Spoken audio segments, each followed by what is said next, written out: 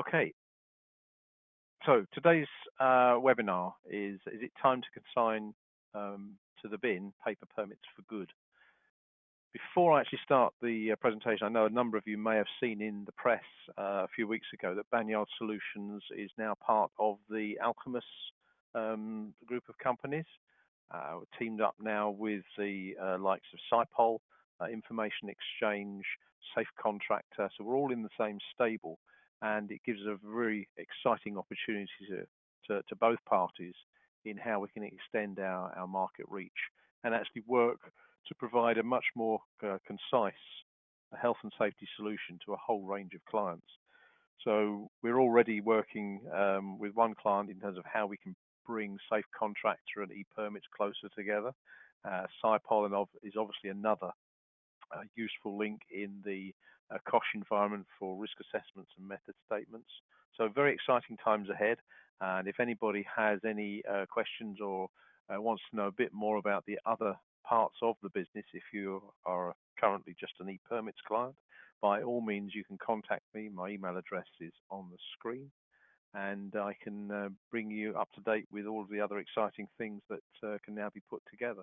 And similarly, if you're an Alchemist client, and this would be the first time you've seen e-permits, by all means speak to your Alchemist account manager, and they can introduce you to the e-permit side of things, or again, on the screen you have my contact details. You can come to me directly. Okay, so paper permits.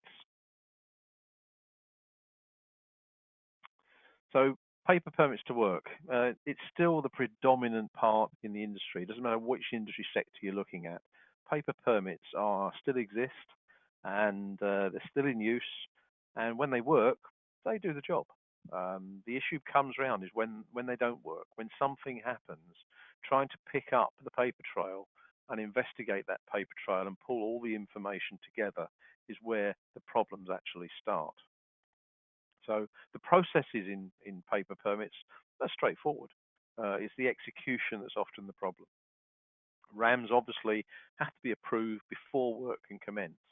How many of you out there have people queuing up in the morning saying I require a permit and then presenting you with RAMs at that point of time? It's not a situation you want to be in. You actually want people to be providing you with the information well in advance of doing the job, so you can make sure everything is compliant as it can be before you approve them to actually start the work. But reality is that queue that stands there in the morning at the permit office, people waiting for permits to be given to them, and sometimes having to provide the RAMs at the same time. Not something you want to be following. Similarly, the training and competency of everybody involved in doing the work should be checked before the permits are approved. People should not turn up to do, for example, work at height if their work at height training expired last week. They may not know it had expired. You need to have a system or a method where you can check this every time. Now, can you go to that filing cabinet to find everybody's training and competency records as they're queuing up at the desk? No, of course you can't. Different permits need approval by different people. So high-risk permits such as hot works may need signatures by 2 or 3 different people within the organization. And all the permits have got to be approved before the work can commence, and ideally before the contractors turn up on site.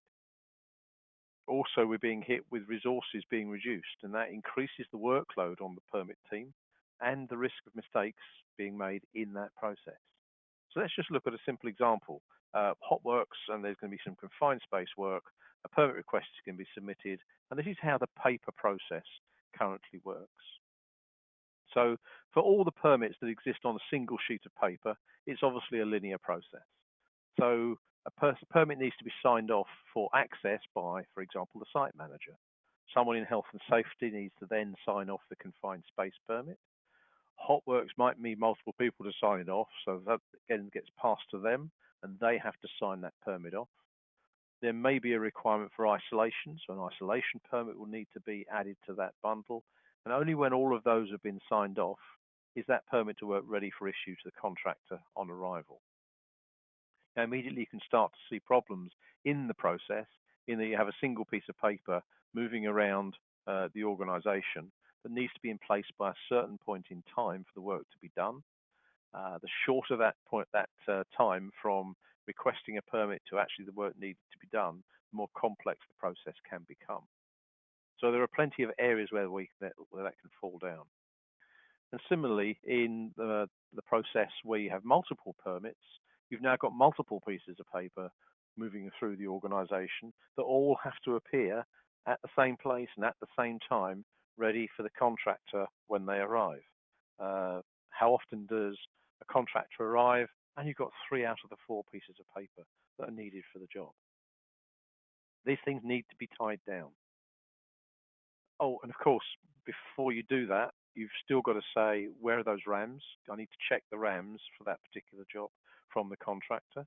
Or you get the contractor to submit those RAMs every time they submit a permit request, and you have to read through them and check them. You need to check if they're properly trained and qualified to do the work, says on the permit. And of course, is the contractor on our approved list? Are their insurances up to date, and so forth? And all of this while you've got a queue standing at the permit office desk with pressure from above to get work done to make sure that the building is still maintained and working efficiently. The pressure builds up, and this is when mistakes take place. Mistakes will happen when the pressure's on and something gets forgotten. So what can electronic permits to work do? Electronic permits to work actually can just manage the workflow process. It is a simple process. Things have to move from A to B to C to D to the right people at the right place at the right time. A system can manage that. The system ideally should also identify any of those non-compliances that I mentioned, such as training, insurance, competencies, inductions, and so forth, actually at the front end during the request stage of a permit. The request stage of a permit is often done by a contractor. So at that stage, it releases time by cutting down the number of permits that ultimately get rejected by the approvers because the required information is either not in place or it's incorrect. Actually, in reality, what it does, it cuts down the number of non-compliances that actually slip through the approval process, putting you ultimately at risk if there was an incident that you have an increased liability because of not doing the process properly. They also need to provide information that you can make an informed decision on. So when you're going to approve a permit, you want to have taken away all the problems about training, competency, insurances, and so forth. You want to look at the job, where it's going to take place. Is there anything else taking place at the same place at the same time? Is it safe to do that work in that environment as it exists at the time the work's going to take place? And it also needs to ensure that the compliance that was originally found in the request and approval stage is actually maintained all the way through the job on site, through the issue and close stages. How many times do you get Fred and Joe being on a permit request, but it's Joe and Mike that actually turn up on the day? Is Mike properly trained? Is he properly qualified? Have you got time to go through these processes while they're standing there waiting for their permit? So electronic permits to work can take all of these sort of things into account. They can also provide, robust audit trails as part of the process. They're automatically put together. If you do something on an electronic system, that action is recorded and stored away so that there is an evidence trail. And you can also need to ensure that historical permits can be accessed quickly, and all the associated RAMs, training records to the people on the team, and so forth, for any sort of audit or investigation that may be required. Electronic permits won't stop accidents happening, but what they will do is provide you with an evidence trail of compliance and how much you've tried to mitigate the risk in any liability. So as an example for electronic permits, you can either get the contractors to request permits themselves, or you can request permits on behalf of contractors. The process is exactly the same. But just in this simple scenario I'm putting together, the contractors had a telephone call, said, need you to come in, I need you to do this bit of hot works in a confined space. And the contractor will then access a system, and it will then start to put together the permit request. Who am I going to send? When am I sending them? Where am I going to be? And how am I going to do the work? At this stage, this is where a system can then provide all of these compliance checks. Are there RAMs in place for this work that you have already approved? So outside of this process, there is a RAMS approval process that says, if I know I've got to come in and do this type of work, I'm going to submit RAMS to you first. When those RAMS have been submitted, they're approved by the right people in the organization. And then when they're approved, they're then in the system. And every time I come in to do a job of a similar nature, I can select those RAMs because the RAMs are specific to the activity and the service that I'm actually working on. That works ideally in the PPM environment where I may be coming in every 2 months to do the same piece of work in terms of maintaining, testing, or inspecting equipment within the organization. For one-off jobs or for jobs that don't happen that often, yeah, RAMs will need to be submitted in advance, approved in advance, and then they're available for the contractor to use. An ideal system will again check all the training. If I've put Fred and Mike on the permit document, it needs to check that Fred and Mike are both properly trained in confined space work and hot works because they are the tasks that need to be undertaken. If they are, the permit request can go through. It also needs to check things like insurance. Is the company's insurance still valid? A lot of those things, such as company insurance, they're already checked by products such as Safe Contractor with Alchemist. So the two systems will be able to work together to provide those sort of checks. But people that don't have Safe Contractor, you can still do these checks within the ePermit solution. And finally, PPE checks. PPE can be placed onto the permit request to say, I'm going to be bringing hard hat, I'm going to be bringing safety boots and a high-vis jacket. And that will then appear on the permit request for review. This is obviously works alongside the RAMs, but one of the things that's important at the moment, particularly with the COVID-19 environment, is that there may be an insistence that when contractors arrive, from the point of entry up to the place of work, they must wear, for example, face masks and gloves. So you can add these things to the PPE. Contractor doesn't need to do this at this stage. Once they've submitted the permit request, at that point, those extra pieces of PPE can be added to the permit document. So it supplements what's in the RAMs, but it helps you add things. And it's not just COVID-19, and we've been doing this actually for many years, where clients may be doing construction work. There's lots of dust in the atmosphere and the environment, so they will provide masks for contractors to use when they come on site. It's just included now within the permit document rather than having to update RAMs and the more complex process that requires.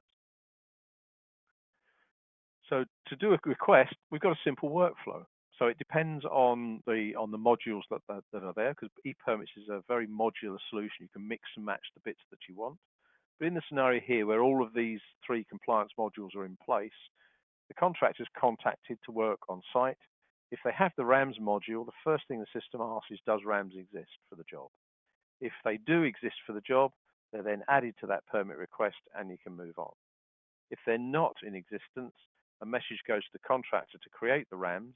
They'll need to create them and submit them through the ePermits workflow process to the approvers. If they're then approved, they can go back in and therefore they can be selected for the job. If they're not, you stay in the loop where the contractor has to reassess the RAMs, submit them again to the approvers, and when they're finally approved, they're in the system. If RAMs are already pre-approved, it's a case of at this particular stage, you select the RAMs from a list. And I'll show you that very quickly in a simple demonstration later on.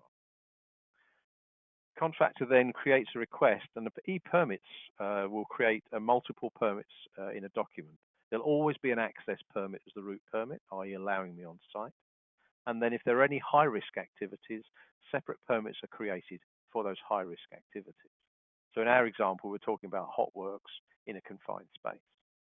So if you have the contractor compliance module, it'll then go through, are the company details compliant? If the insurances or whatever are not up to date, contractors will be warned about this information. But it has to be updated before the job will be allowed to start. It is this area, as I mentioned before, this is where Safe Contractor can also sit.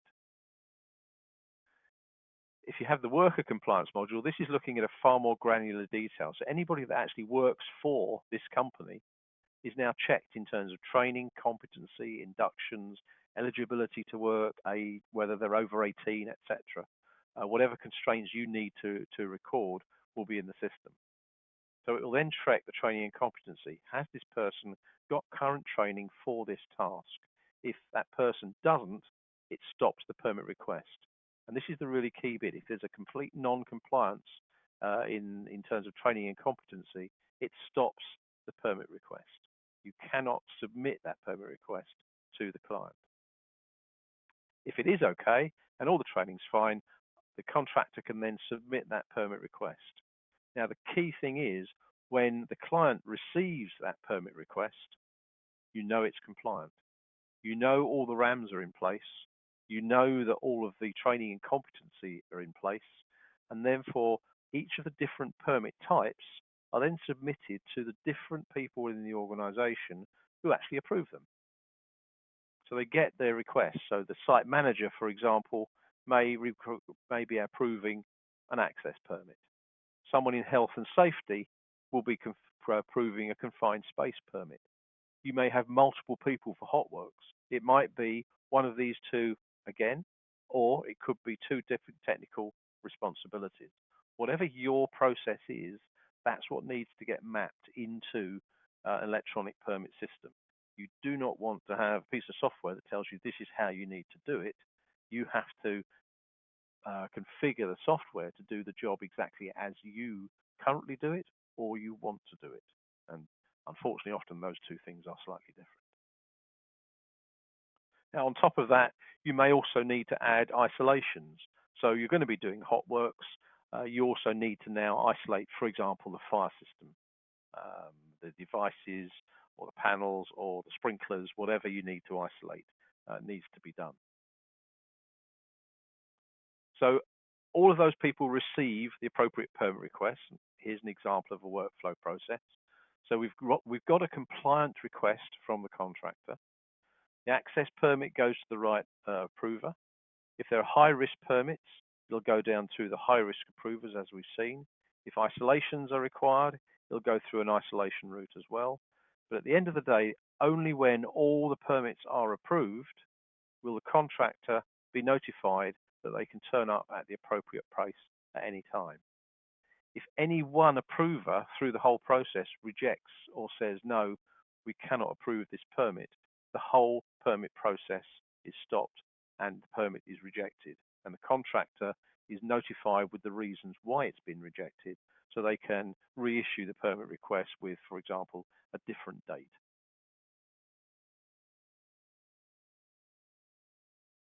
So back in the process then, all the permits have now been approved, and what that means is the contractor is now notified and a permit bundle will be available for them when they arrive.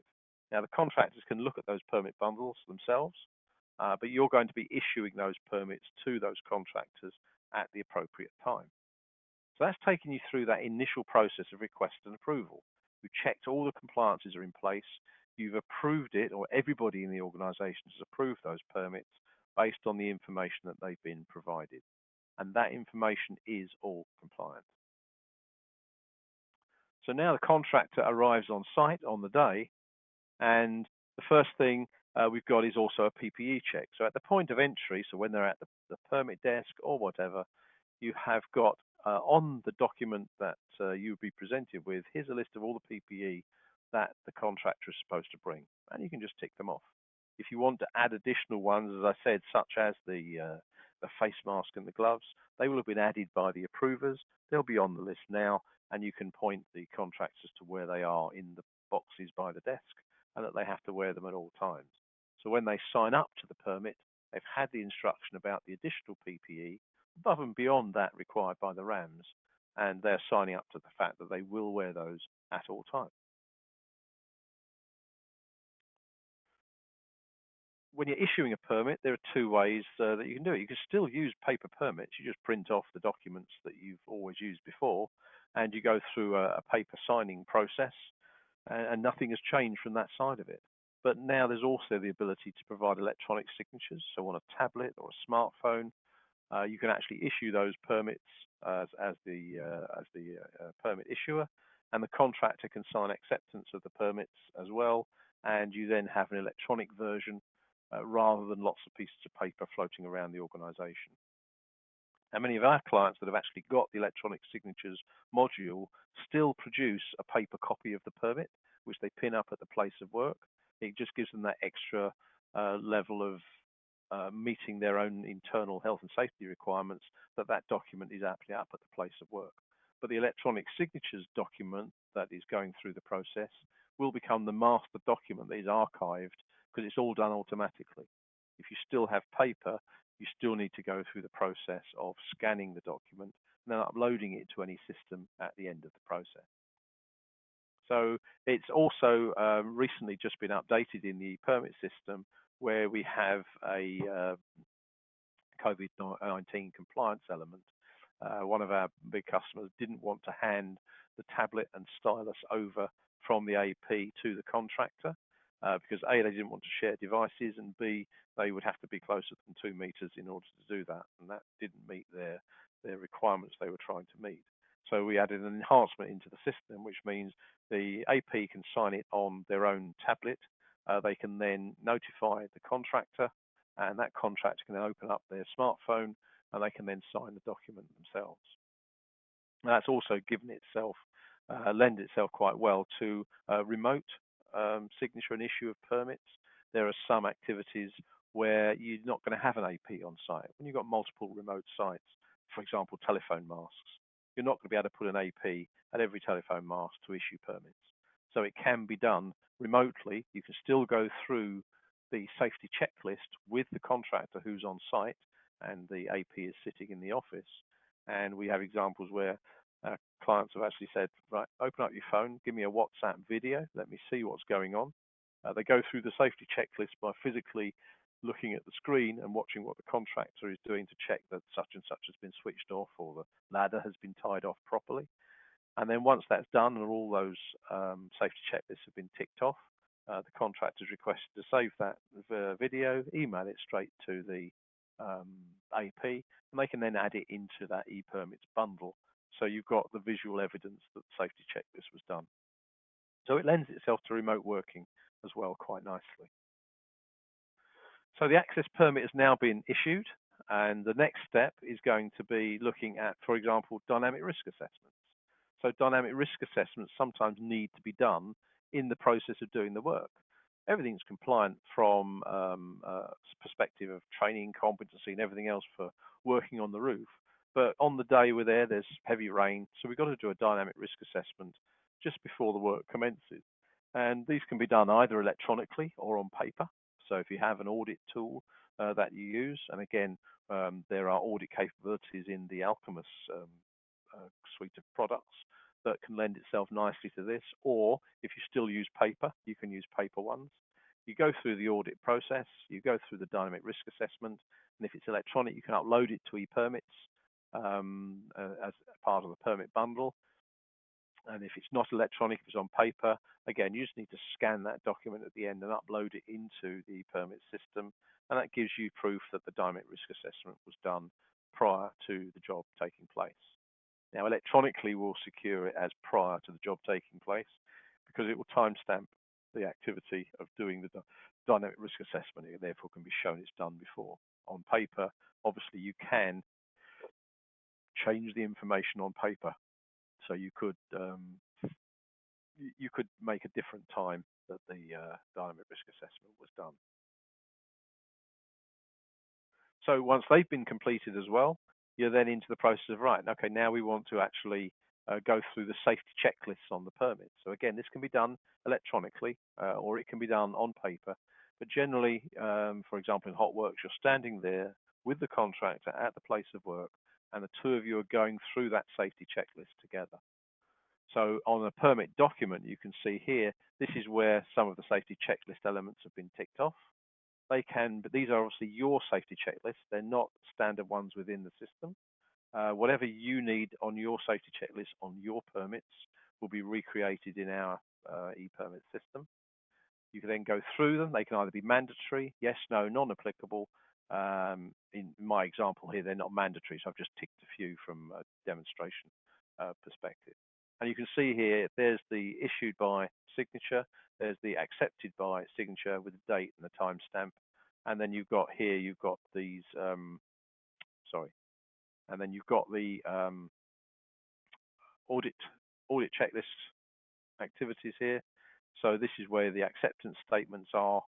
This is what basically Alan is signing up to, that he's checked everything is in place, and Howard here is signing up to the fact that he's personally checked everything's safe and in place before the work starts. So that's an example of how the electronic side of the process will work. Richard, Yeah. can I just interrupt a second? A quick question has come in. Does the Okay. system does the system require approved contractors to sign up and have the same and have the system too? Right. The system is a web-based solution, so contractors are just given in a login to their little part of the system. So the system itself consists of a number of elements. Firstly, it's for example, the building structure. So you have got one office, it's got 10 floors, a basement and a roof. And then within those areas, these are all the plant rooms are in the basement, offices are on the third floor, lift shafts go up between all the floors, etc. So that's the physical side of it. Then there are two other sides. There's the contractor side. So a contractor needs to put in information about, this is my staff and these are the people that are going to come on site and work for you, and their training and competency records. They're trained in work. He's trained in work at height. He passed on the 1st of January 2020, and the system will put a validity date of it around it for a year. So it will maintain those records. So the contractors have access to the system, but they only have access to their one part of it, which is basically their information and their records. And then when they create a permit request, they just say, this is the building I'm coming in to work on, and this is what I'm going to do, who I'm sending, when I'm coming. Here's the RAMs, it explains how I'm going to do it. You'll actually see that in a few minutes. I'll just run a very quick demonstration for you. So hopefully that's answered off the question. If not, by all means, ping in another one, and I can go through that as well. So yes, contractors need to access the system, but they don't have anything installed. Nothing is installed anywhere. It's a cloud solution, so nobody has to have anything on computers inside their firewall, as it were. Thank you. So once safety checklists have been done, you're now into the workflow process. So we've seen the contractor arrives on site. First check, are they actually on today's list? If they're not on today's list, send them away. The electronic system will tell you each day, these are the number of contractors turning up, this is what they're going to be doing, and these are the names of the people on the list. If someone just turns up because they happen to be in the area, send them away. If they are on the list, are the people on the permit correct?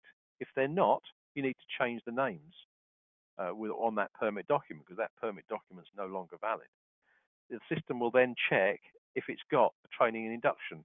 So has it got all of the training competency for the new people on the team? Are they still qualified to do the work? If they are, that's absolutely fine. If someone on there has not done their induction, you can go through an induction module, which is within e-permits as well, that takes them through the induction process and then ticks the box when they've been through it and they've passed any induction questions. Then it'll check PPE. So have you got all the correct PPE for the task? If they haven't, again, send them away. If they have, it'll move through to the issue process of the electronic signatures. You can electronically sign them, and it will then go through the process. If you don't have electronic signatures, you can just go through a paper process route. So at the end of it, once all the permit documents have been signed off, you're then able to issue the access permits, and you can issue the high-risk permits as well at the point of work. So we've gone through that process. Everything has now been issued, and we're now at the permit closure process at the end of the job. And at the end of the job, you go through the same sort of process of electronically signing it all off. All the documents are now in a bundle, and they're all pulled together through the close process of either wet signature or scanning and uploading of documents, as I said, if you're using paper. Again, electronic signatures through here on all the permit documents, and then the process is ended, and everything is then pulled together into a single bundle. It's then archived within the electronic permit system, and it's accessible at any time. So you can put in, I need to review any hot works permit that was done over the last 2 weeks by this contractor. show me this permit number. It'll take you to the documents, and then within that you can access them and you can read them. You can see the attached RAMs, and you can go through the process of checking training competencies and everything else within the system. So that's how the differences are between electronics and paper, electronic permits to work and paper permits to work. The end result is the same, but the key benefit of electronic permits to work is the automatic management of that permit process. The end document still looks and feels the same, except it might be on a tablet or it may still be on paper.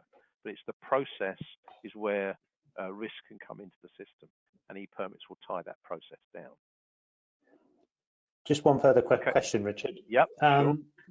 Can you limit the number of permits per AP to prevent too many on site? Good question. There's a couple of approaches to that.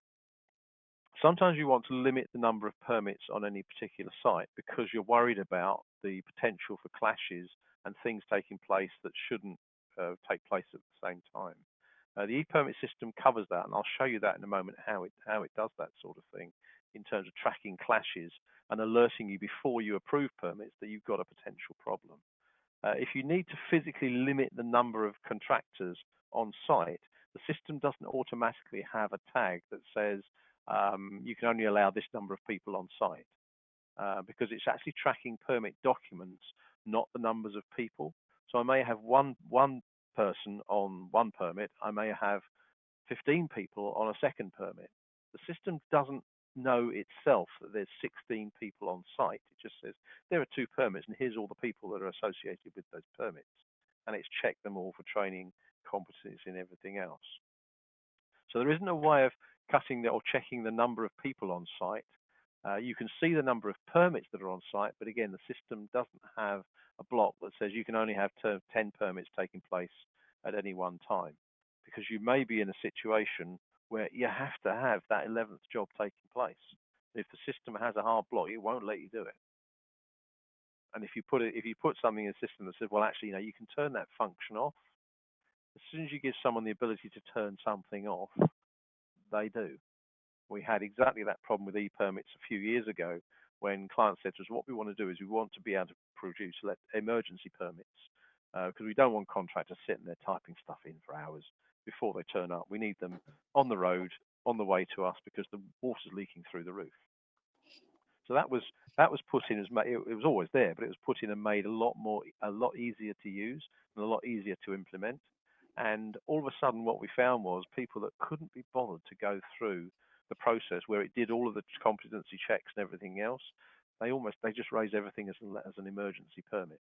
Because through an emergency permit, obviously you can't go through the same level of training and competency analysis, because what you do, when the contractor turns up, you're escorting and you're actually supervising them for emergency pieces of work 99 out of 100% of the time.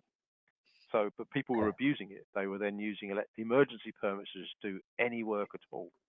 So what had to be done, we had to then nominate that there are certain individuals that are allowed to approve emergency permits and everybody else can't. So therefore, the people that were abusing the system by just trying to short circuit it and cut out a few clicks in the process were no longer able to do that side of things. Great, so there's things that can be done, but sorry, just going back to the original question, because I think I drifted off it a bit. There isn't a way of checking the number of people on site at any time. You can count the number of permits on site at any time, but you can't say to e-permits, don't allow any more than 10 permits in one day. Cool. Yeah, we've also lost your screen as well, Richard. We're looking at half of your inbox and your Bluetooth settings at the moment. Right. Okay, that's interesting.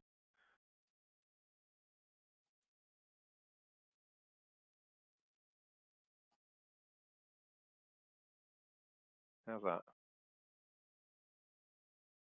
Is that better? Yes, much better. Thank you. Okay. Well, I hope you had my screen up there most of the time. That's probably me clicking something I should have clicked. Yeah. Okay.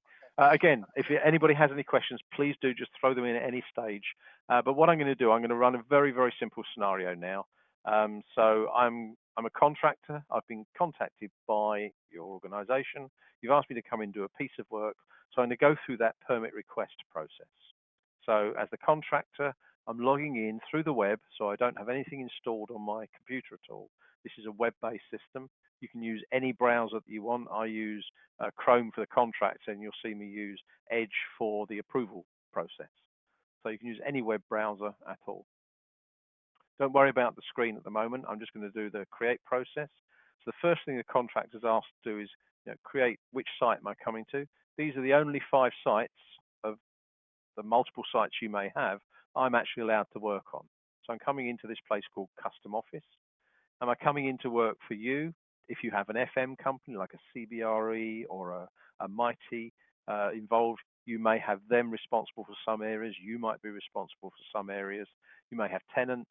So whoever I'm coming into work for, this is where I tag, because this starts the workflow process. So I'm coming into work for the FM team, so the requests are going to go to these people.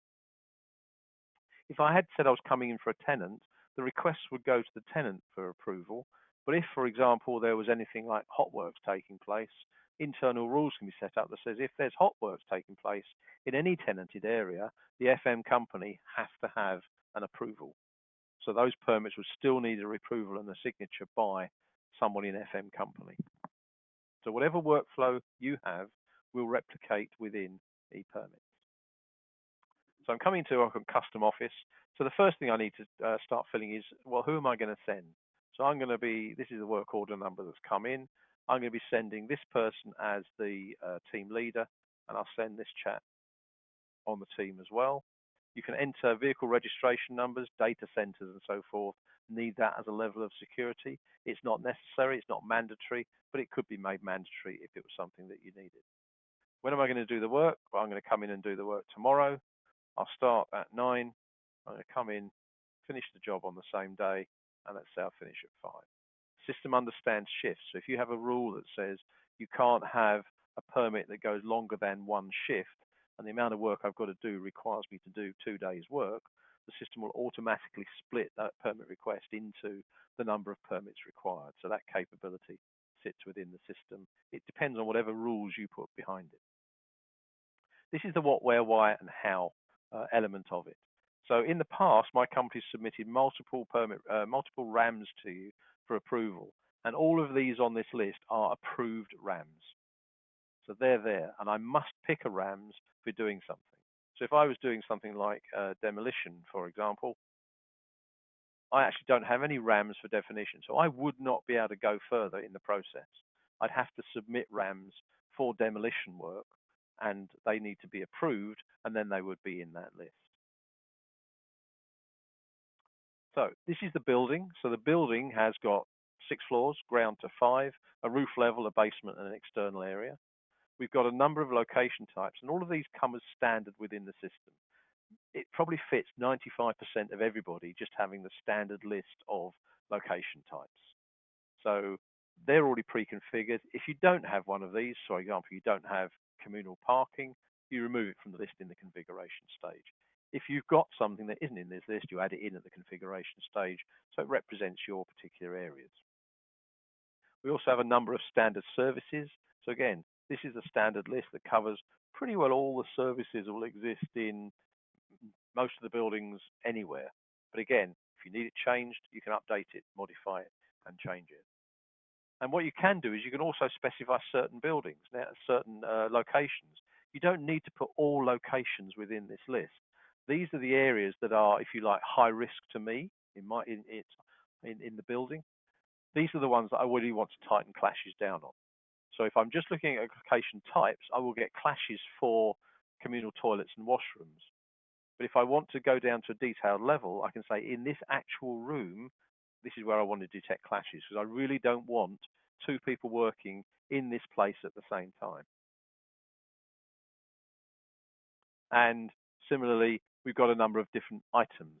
So these items will actually exist in those actual locations, but we don't need to go down to all of those or everything in the building at an item level, just the key ones you want to manage. So let's say I've been asked to come in and work on this particular boiler. Because it's been configured, it knows boiler 1 is part of HVAC, heating boilers. HVAC heating boilers all exist in boiler room 2149. Boiler room is part of engineering plant rooms, and they're all in the basement. So all of these other filters have been applied. I can't change any of these now because the system knows where they are. I'm actually coming in to do some repair work. I'm going to weld a plate on the cover, and because I'm now coming in to do that type of work, this RAMs list has been reduced down. So I've only got 2 RAMs that are actually applicable to working and doing hot works on HVAC boilers, and this is the one that I'm going to select because it's the one that applies to exactly the job that I'm going to do. I can go and view my own RAMs, so don't forget this is me, the contractor. This is not at approval level at all yet. Why is it going to be done?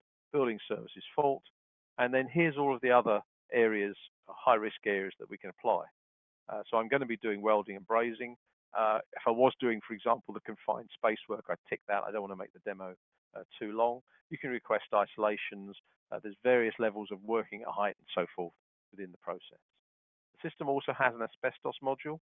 I can't change that tick in the box. That's fixed because the system knows in this building, or maybe even just in this room, that asbestos exists, and it will trigger off the asbestos module within the system.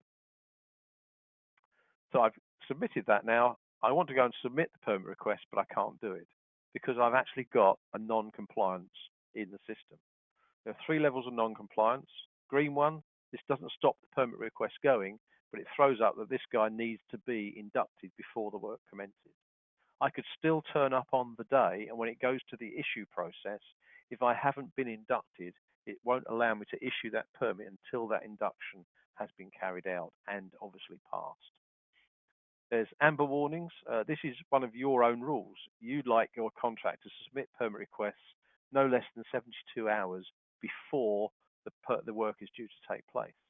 So it's an amber warning because it's not a hard block, because when it comes through to approval, you may look at this and go, oh, tomorrow, great, yes please, I'm happy to override my rule. So it's a soft block. This is the hard block. I must have 2 people trained in hot works. So if I edit this site, the reason behind it is this guy has got no knowledge at all. And if I put someone in there that I know is properly trained and qualified, and go back through the process, I've now got a red submit button. So I now have a compliant permit request. This is something that now can be sent through to the approvers, and they actually don't have to worry about checking RAMs. They don't have to worry about checking training, competency, inductions, or anything. So I can still check my RAMs here. This is where I can put PPE. So I'm going to be wearing safety helmets. I'm going to be wearing goggles, high-vis jacket, and safety boots. And for the welding and brazing, I should be bringing visors, and I should be bringing gauntlets. Now these ones may be defaulted to these, for example, where you may have a rule that just says, doesn't matter who's turning up on site, if you're going to do work, you've got to be wearing these 3 things. So that could be defaulted by site, but these are going to be things that you'll put in. So I now submit that permit request. It's now going to create me an access permit from 9 until 5. And the hot works, when am I going to do the hot works? It's about a 1-hour job. Obviously, I can only do it on the day that the permit request is there for. I'm going to 1-hour job, but I'm going to put a 2-hour window in there just to be sure. Now, the system does understand things such as firewatch periods. So if I'd said that permit was going to end at 4 o'clock and there's a 2-hour permit period, the system would say, you've either got to move your hotworks permit inside the access permit boundaries, including the firewatch period, or you've got to extend the access permit period. So it checks all of that, tracks all of those things as well. So that's now submitted. I've done my job as a contractor. I've now got some requests out there that have been sent through, and they're now awaiting approval at the other end by your team, your approvers. If I call up now one of the approvers, and an email has actually just arrived in my inbox that says, Howard Albury, this is the chap that's actually going to log in to the system. He's received an email talking about requests for permits to be assessed, who it's been sent by, who the competent person is going to be, what the job is going to be, how many permits are in the bundle. So if he clicks on this link, it'll take him to the actual documents within the permits itself. So I'm now an approver. I'm Howard. This dashboard is Howard's domain. So Howard is responsible for a room. This would just be activity taking place in that one room. If he's responsible for a whole floor or a whole building, this is his domain. He could be responsible for multiple buildings, so you can actually view it by site if you need to. This is where you can actually see the number of permits that are open at any particular time. So I've got jobs, and open permits are live work taking place now. So today I've got 5 permits running. Now, one of those 5 permits might be there for a week, so it'll still appear in the list tomorrow. But I can see how many permits are actually active, or I can see how many have been approved. But in the reporting system, I can run a report that says, show me all the approved permits for each day of the week next week. And then I can see, and if it goes over a level as we were referring to earlier, you can then go to those permit documents and say, can I actually bounce any one of these or move them to another time so I can keep the number of permits less than 10? There are ways of doing it, but it's not automated. So if I go to Howard's list of requests awaiting approval, here are the ones for custom office. There's an access permit and a hotworks permit. Now, as you saw in the presentation, these get routed to the different people. There may be one person, for example, the site manager, who can approve access permits. You may have multiple people that will approve hotworks permits. Just for simplicity in the demo, Howard can do everything. So when he gets the request for the access permit, here's the information that you're presented with. So the first thing, a bit of information that comes up are location clashes, dependent service clashes, and service clashes. Service clashes means activity taking place on the same piece of kit at the same time. Location clashes, obviously, activities taking place in the same place at the same time. And dependent service clashes, depending how you set up dependencies, could mean this job needs the water on, this one needs it off. They're mutually exclusive. You have to therefore go to those other permit documents. They may have been approved already. You can review them, speak to the people that were involved in the approval process of those permits if it wasn't you, and make an informed decision on, are we going to allow these 2 jobs to take place at the same time? Yes or no? If the answer is yes, you can add additional information into the permit document. So where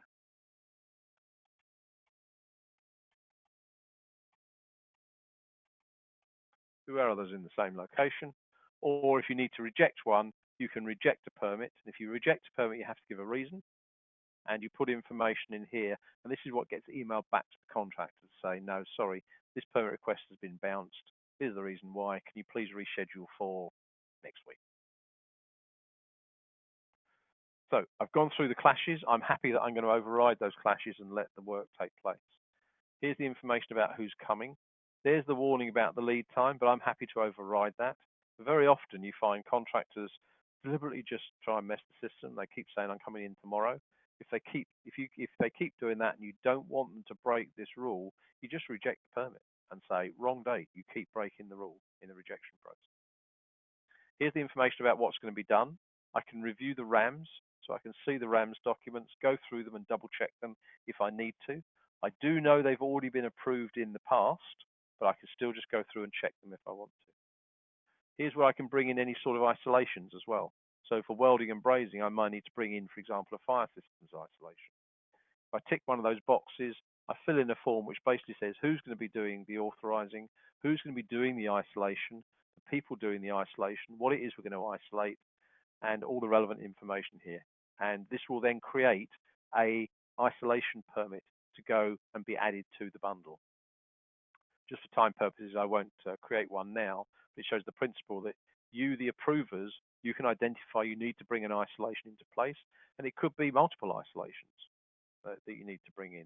So fire systems isolation for devices, panels, and sprinklers, for example.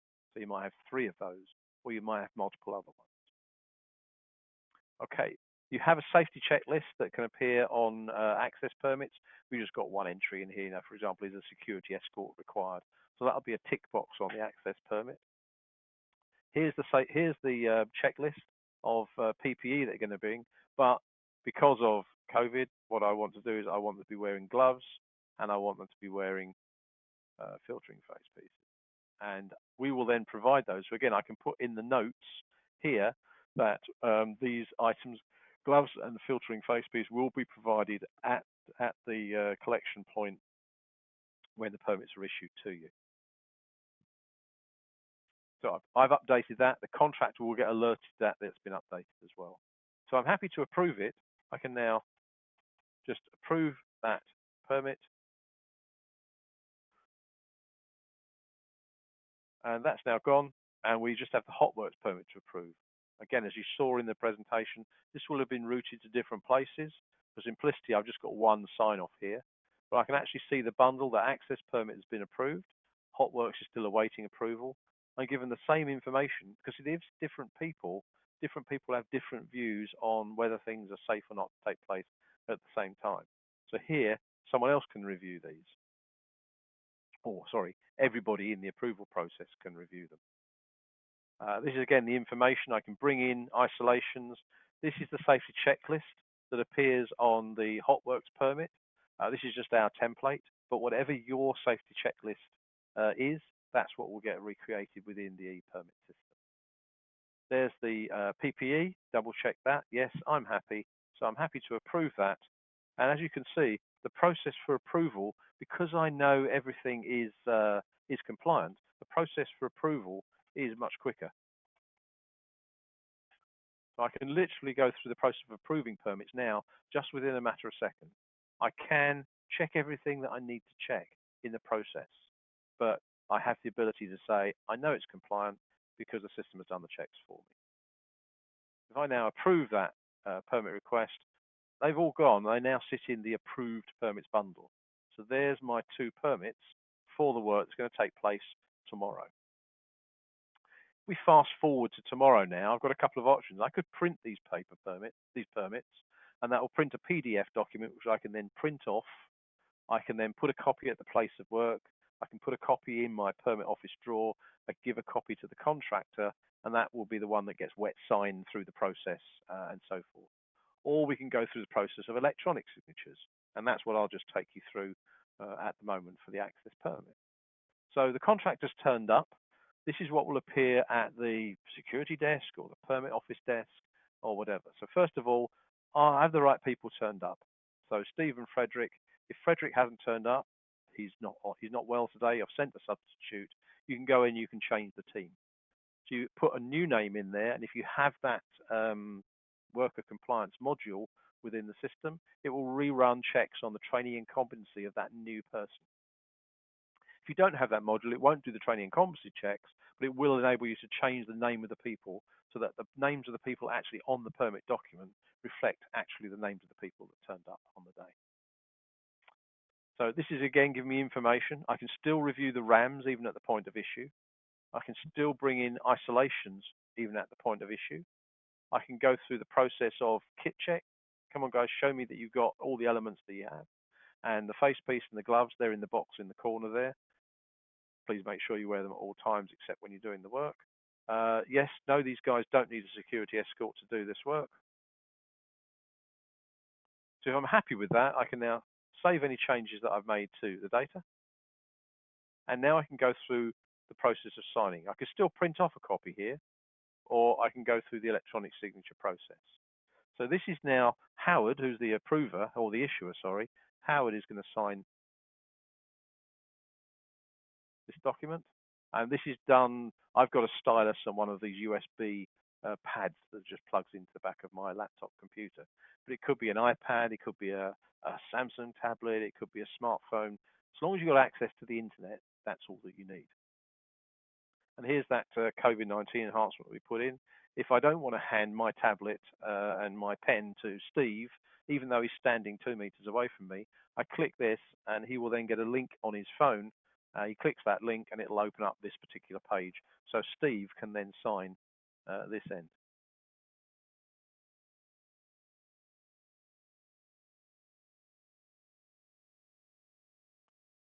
So that permit has now been signed by both parties. We've been through whatever checklist that we want, so we can now generate that permit. And what this does, it now creates that PDF document.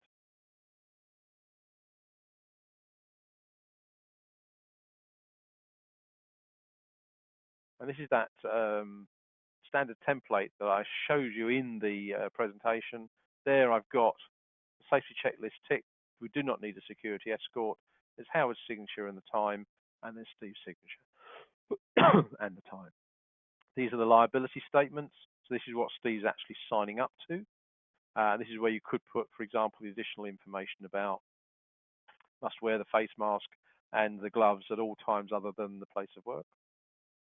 There's your PPE list, and everything else is on there.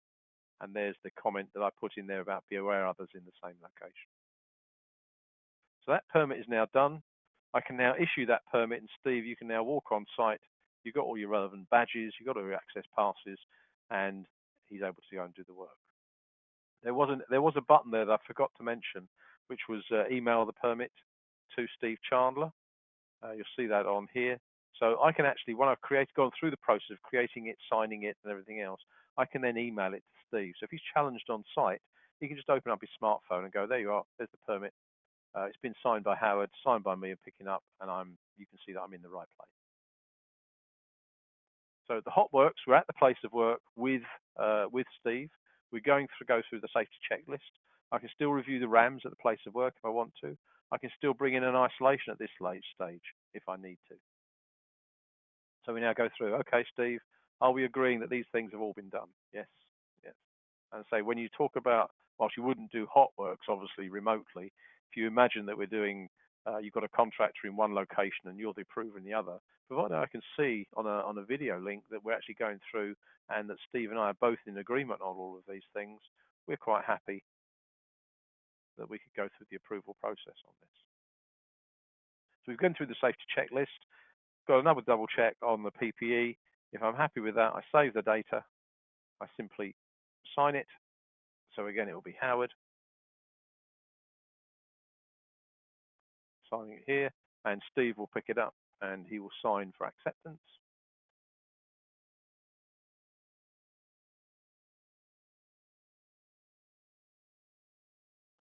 And we can then just issue that permit, and we can review it if we need to. So generate it.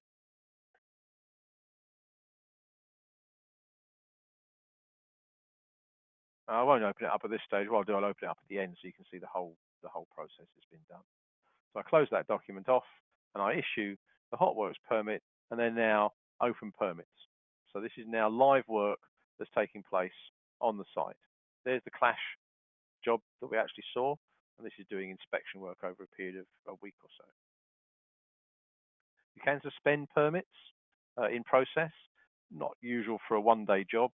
You tend to have to cancel a permit if it's a one-day job. If I was on site for 5 days, I was planning to do the hot works on the Wednesday, but something comes up and I can't do it Wednesday, I could suspend it, I can move it out to the Thursday. As long as I move it within the time period of the access permit, I'm absolutely fine. So if we go through the close process at the back end, the first thing that's going to be closed off, obviously, is the hot works permit. There's a little non-compliance matrix you can fill in. So if anything was done wrong by the contractor, you can pick it up and you can take photographs. Typical example, part of the RAM says contractor has to take away all the rubbish. It's actually been left in the corridor. Take a photograph of it, make a note of it, and that then goes down as a non-compliance against the contractor that you can then use in the review process at another date. If we're happy, I can now go through the sign-off process on the closure of the permit, and this now is Steve saying the job is finished and he's handing it back, and then Howard will be signing off for the receipt of that final permit.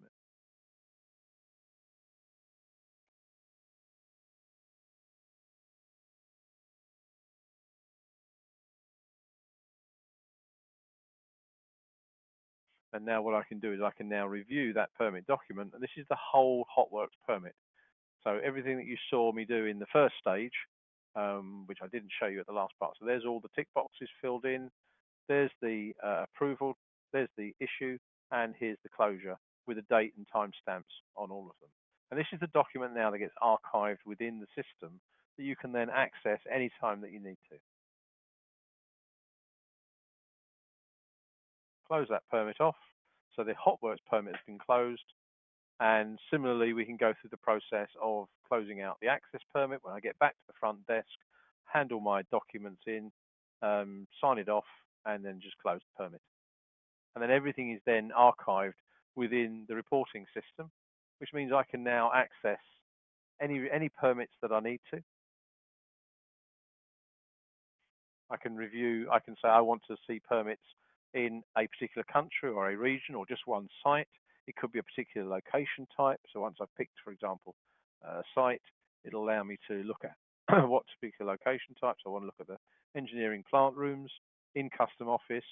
I want to just look at hotworks permits between such and such a date. I want to see all the information, including other tasks that are on there. And when I submit that, I get a report back that lists all the permits that meet these requirements. I could then select any one of those permits, and it'll actually take me to the permit document that you saw at the back end there. It'll take me to the document itself, and I'm able then to also review things like the RAMs and so forth associated with it, so I can access it. You can save standard reports. So, for example, if you have a typical one that gets used is I want a report for the security desk that says these are all the permits that are going to happen today. So that's at this site between this date and this date, i.e. today, all permits. And they'll then get a list of permits and contractors that are going to rock up on site. So again, if anybody turns up that's not on the list, you send them home. Now, someone asked, I believe it was about the approval process, was it, Neil, the second question?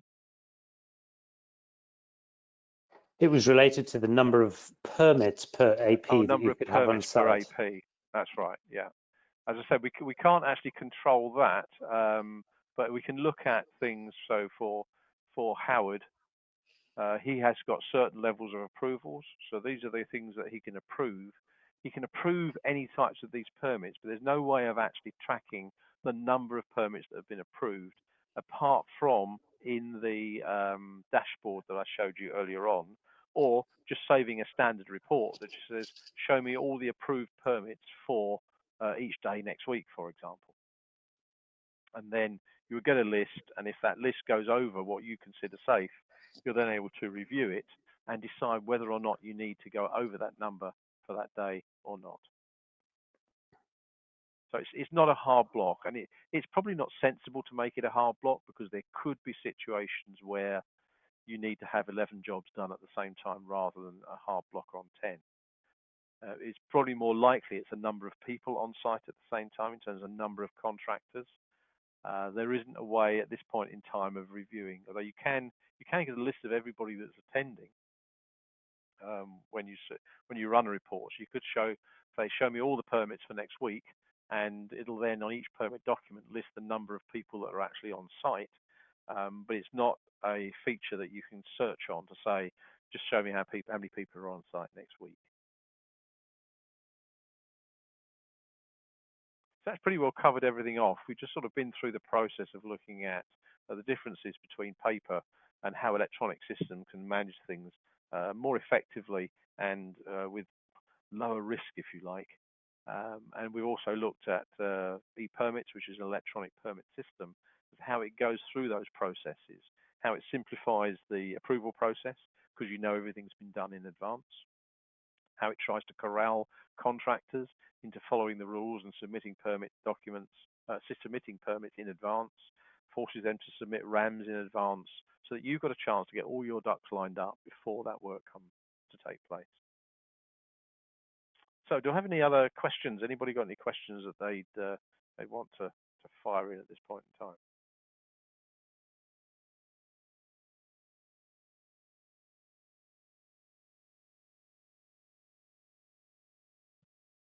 Nothing, Neil? Don't say anything, Richard.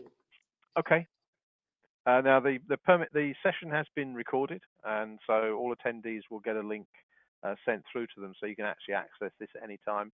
And by all means, circulate that around your organisation So if you feel there's anybody else in your organization that would benefit from having a listen to this, by all means pass it through.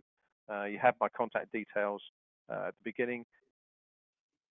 By all means contact me directly by email if you have any questions that you'd like to forward on that you don't want to put out at this particular point in time.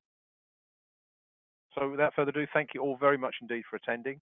Very grateful for the time that you spend with us, and hopefully it's been informative and useful. So I'll sign off now. Thank you very much indeed.